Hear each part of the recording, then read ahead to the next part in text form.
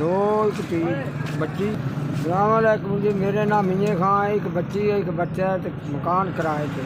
छोटी जी दुकान है, तो 200-250 सवेर को शाम तक बचता है। 2 साल हो गए ने, बीवी मर गई है, तो निके निके बच्चे ने।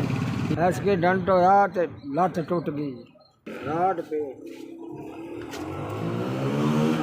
जो कोई लत्ते दे राड पे ने तो ला लू सड़े। अगू निकी जी दुकान है, बस इधर ही बह के जो बन गए। कोई केला अंदाज कोई 2 किलो 2.5 सेब बनते थे, वेच के 200-250 मसा बचता है। मेरे को जी पैसा को नहीं, जो खुला पैसा हो तो आमदन बढ़ जाए। रोज रज लैवा तो कोई आमदन भी बच जाए तो हो जाए। पैसा ना हो तो कारोबार थोड़ा जहा को नहीं चल रहा। चार थोड़ा कर लिया, मैं 4000 लभ गया, चला करी कारोबार बढ़ावा।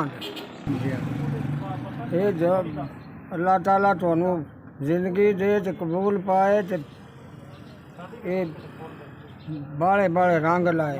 थोड़ा कर लिया, मैं पहुँच गया। चला थोड़े पुत्रा की जिंदगी हो, चला तुहानू किसी का मथाज ना करे। जी इस दौर कोई 1000 नहीं देता, तो तुसा मेरी बड़ी मदद की है। तला बच्चों च बात रहो, तला सुखी रहो, अल्लाह भला वे। आड़ू दाड़ू अंगूर सारा कुछ लियावां दा, ते अल्लाह खैर करे, बच्चों की रोजी बढ़ जाएगी।